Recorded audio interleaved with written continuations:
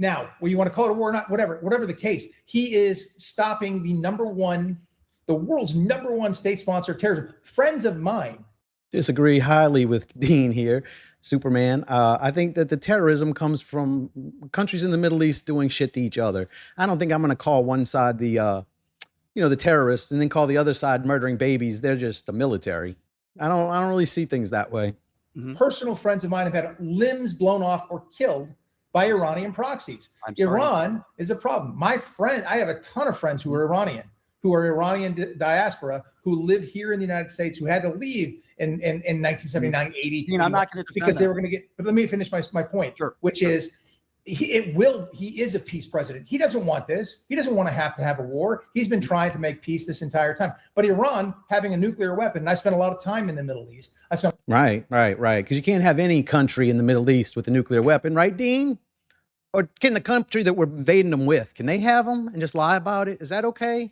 Why is it okay for one side that's committing all the genocides? Why is it good for them to have a nuclear weapon, but not the other side? I don't give a fuck. I don't want neither one of them to have it.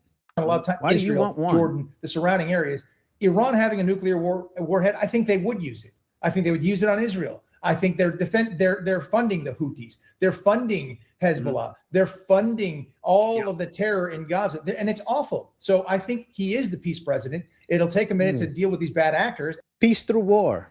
Interesting. And Iran is the number one bad actor in the world. So I fully support what he's doing. Tulsi Gabbard, does his campaign rhetoric match 100% with it? No candidate ever does. He didn't want new wars. I wouldn't want new wars if I ran, but if I had the opportunity to take out a regime that would literally take a nuclear weapon and drop it on Israel, I would do it in a heartbeat. That's an interesting way to word lying on your campaign promises. That's a very interesting and generous way to word that, but I call that lying like a motherfucker on your campaign promises. I think it was rhetoric when Tulsi Gabbard, under oath 10 months ago, said that our own CIA said that they had no reason to believe that Iran was furthering their nuclear capabilities. And do you think it was rhetoric when Pete Hegseth and Donald Trump said we obliterated them 8 months ago? Was that also rhetoric? No, those were true. We obliterated a lot. You're talking about the when you said obliterated, what are you referring to? What was they referred to we obliterated their nuclear capabilities. A month earlier, Tulsi Gabbard said they were not. I hate to agree with Brian, but he'll fuck it up quick enough. Don't expect me to stay on this bandwagon. Furthering their nuclear capabilities. Oh, they were definitely furthering their nuclear capabilities. Was Tulsi Gabbard lying? Was she lying? Definitely, because Israel says so. I can't defend what Tulsi Gabbard said. You'd have to ask her, but they were definitely. I mean, they were 60% enrichment is for one reason and one reason only. Hey, what percent is Israel at? Dean, since we're going to worry about the percentage, what percent is Israel at? And hey, where did they get the material to make those nuclear weapons? And where did they get the plans? Where did they steal those from? Wasn't that us? But that's fine. We just let them keep it. No harm, no foul. You can keep them. And we'll go and invade another country that's trying to do the same thing and not stealing it from us. Marco Rubio. And Pete Hegseth happens to be a very good friend of mine. And I have spoken with Secretary Hegseth about things of this nature, but not gotten into sensitive stuff. And I certainly won't give away anything that was said that might even be questionable. But they are there they did obliterate their nuclear ambitions for now. But Iran still wants to get a nuclear weapon, and they want to drop it on Israel. Cool assertions. How do you back any of that up? Just saying it don't make it so, Dean. You're not Superman for real. They absolutely 100% do. Or have it smuggled in and somehow suitcase it. They would love to get rid of Israel. Do we start another war? Because I think you let it slip out there. They would love to get rid of Israel, right? And I don't care if they do. I kind of hope they do at this point. Because they might want something. Because we've been hearing they've been wanting something for 30 years. Is that reasonable? What we're doing in Iran is correct, 100%. I have no qualms about what we're doing. Now, can Brian win his first ever debate here? He's got it in the bag if he can just control the TDS. Let's see if he can do it. In Iran, whatsoever. Stopping them from getting a nuclear weapon, getting rid of that Islamic regime would be wonderful. I would be jumping up and down for it. My buddy, they have decapitated the leadership there in Iran. Let me finish though, Brian. Let me finish. They decapitated their leadership. Yeah, Khomeini is gone. They have obliterated their ability right for now to have a nuclear weapon. They have right. It was 2 weeks away when we bombed them 8 months ago, and that didn't get it done. So we got to go to war with them because somehow they're still 2 weeks away. And then when we drop bombs, all the time in Iran stops. So that 2 weeks, that's how we stop it. We just got to keep dropping bombs on them. So that 2 weeks stops, right? No, time still goes on after you drop bombs on a country. So why don't they have nukes then? Almost like it's a fucking lie. And a stupid bimbo actor can't fucking see it. Huh. Blown up their missile and radar sites like crazy. They have sunk their entire navy. They have stopped their ability to project power in that region. Those are all huge. They've degraded. They're all gigantic for Israel.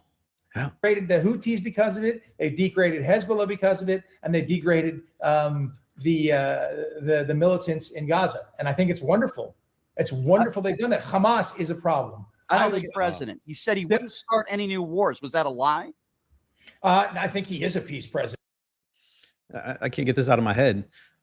Where did you hear that Charlie Kirk did do that to himself? Like, I don't remember even talking about that today. And like, I don't know where that's coming from. I think you're thinking of Epstein. Epstein also didn't, I think by taking on Iran. He just started a war. He said he wasn't going to do that. It's not a war. It's not a war, but we are fighting it very hard. Well, they're not calling it a war. War hasn't been declared. What do you mean? Pete Hegseth said it's a war. Donald Trump said it's a war. What do you mean they've declared it's not a war? What was Afghanistan? What was Iraq? That was a war. When was the last time we declared war? That was a war. I know. Last time we declared war was World War II. Now, well, you want to call it a war or not, whatever the case, he is stopping the world's number one state sponsor of terrorism. Friends of mine disagree highly with Dean here, Superman. I think that the terrorism comes from countries in the Middle East doing shit to each other. I don't think I'm going to call one side the terrorists and then call the other side murdering babies. They're just the military. I don't really see things that way. Mm-hmm. Personal friends of mine have had limbs blown off or killed by Iranian proxies. Iran is a problem. I have a ton of friends who are Iranian diaspora. My argument. Sure. They have a new leadership now that is younger and one could argue more radical and more capable. You also bombed 175 school children with Tomahawk missiles. The Trump administration has Where were those school children? In the school. They were in an IRGC, right next to an IRGC compound. Correct. Oh, well, it was those little girls' faults, wasn't it, Dean? They deserved to die. What were they doing next to the IRGC's building? That's almost their fault. They kind of started it, really, if you think about it. Like, why would they be there if they're not trying to start shit with America, just going to school in Iran? I'm not saying that wasn't on purpose. We didn't know we're going to kill girls. Dean, I would never say I know. I'm not saying you did, but I'm making a point, which is, that happened. That happened. How about the thousands of American soldiers have had their legs and arms blown off and their lives taken? So my point is, war is ugly. It's awful. It's terrible. I was in war. I went to war. I didn't fight, but I was there in 2005 in Iraq with our troops. I saw it firsthand. I watched one of our guys got shot going outside the wire while I was on this forward operating base, and they brought the bad guy in. And I told the officer, the commanding officer of that forward operating base, I said, "Sir, if you gave me your firearm right now, I would end this guy." Yeah. And I wanted to. I was so pissed off. Then I flew up to Kirkuk, and that guy had just got. Here's what I don't like. Donald Trump first accused Iran of doing it. They have still not taken responsibility. For example, if Pete Hegseth and Donald Trump said, "You know what? This was completely unintentional. War is very ugly. We apologize. We didn't want this to happen." That would be one thing. But now we're learning that the U.S. military commanders bypassed warnings that intel on potential targets in Iran were severely out of date and approved some strikes, including this one. I just want accountability. I don't know that to be true. I don't know what they've said or how it happened, to be honest. I don't know. But I'll still defend them. They're just murdering children. Like, I'll still stand behind them because I voted that way. If I vote that way, I got to defend them when they kill children, of course. But I do know that in war, awful things happen and innocent people die, and that's awful. Oh, so it's a war again. It's a war when we murder children, but when we got to go and talk about it in front of Congress, it's not a war. It's just some shit we're doing in another land, right? I love this. I love how fucking inconsistent they are with their ideology. It's so fucking fun in debates. But they've worked very hard, extremely hard, and I know this for a fact, to not hit civilian targets and not damage it. Incredibly hard. I hope so. And but do you did feel it not like kill the children? Do you feel like it's rhetoric? Another war where Donald Trump said he would end the Ukraine war in 24 hours, that all he'd have to do is pick up the phone and call Vladimir Putin. And now all of a sudden today he's saying, well, this war doesn't affect the United States. Donald Trump just said that today. Is that rhetoric when he says, I'm going to end the war? I can end the war in 24 hours. I'll lower your prices on day one. Or, I mean, I just want to I think he believed it. I think he absolutely believed it. And there's something wrong with him. You really think that just picking up the phone and calling an evil, murderous dictator and you could end a war? If anybody thinks that they can end a war in 24 hours by picking up the phone, then they're insane. With respect to no, crazier things have happened. And I believe if he said that, must be true then. And I do recall him saying the ending the war right away. We're getting older, Dean. That is true. We're getting old. Listen, I think there's the policy part of Donald Trump, and we've gotten a little bit into that. And then there's the personal part of Donald Trump. And I wanted to ask you a little bit about that. You're someone who has served. You're someone, you have law enforcement experience, which I can respect and appreciate. What do you make of the fact that he called all the people on January 6th? Listen, I agree that some of those people were overpowered. I'm physically getting angry at Brian because I'm trying to let him win this fucking debate, and he's determined to fucking throw it in the shitter. He just can't let the TDS go. Prosecuted. I get that. But the violent people who beat cops on January 6th, he pardoned all those people, and he called everybody hostages and patriots. Dean, you would agree with me. If you beat a cop, you're not a hostage and you're not a patriot. Why would he pardon those people, and why would he say that?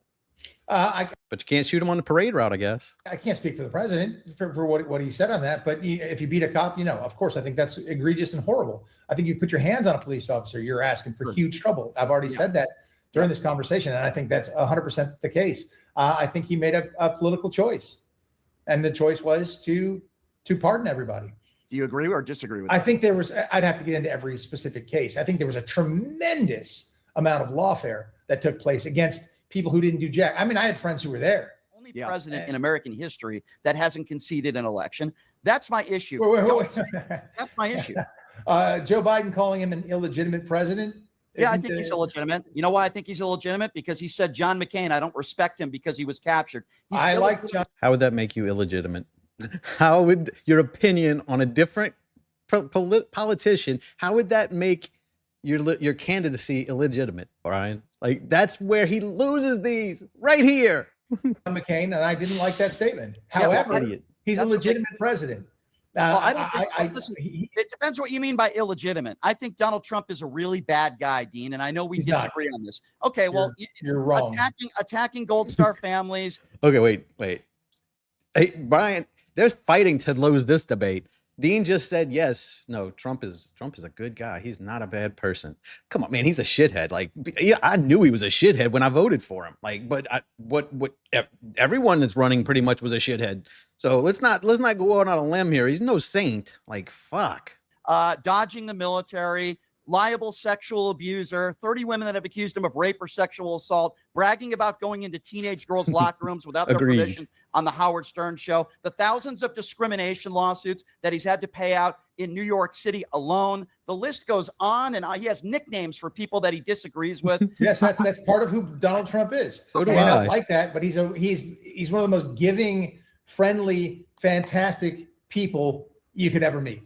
And he is warm and he is kind. He's a great father, and I think he's an unbelievable president. Those accusations, when you're no one said he wasn't a bad father. Oh, that means he didn't murder those girls then. I guess those girls are still alive because he's a good pops. Like, he takes care of his children and helps them embezzle money out of Israel. That's awesome. That's really good that the family that embezzles together stays together. I've heard that. Let's not pretend he's a good guy. All right. He's a bad guy. He was just the bad guy we were wanting to do what we wanted. And then when he didn't do what we wanted, now fuck that guy. That's the reality of everybody that's mad at him. We thought he was the bad guy who was going to do what we wanted. And we found out different. You're a billionaire. When you're creating all these jobs, you're doing this work, you're going to get lawsuits. It just happens. That's part of it. Discrimination. Do I think he's a racist? Let's get down to the not a chance. Not a chance whatsoever. Zero.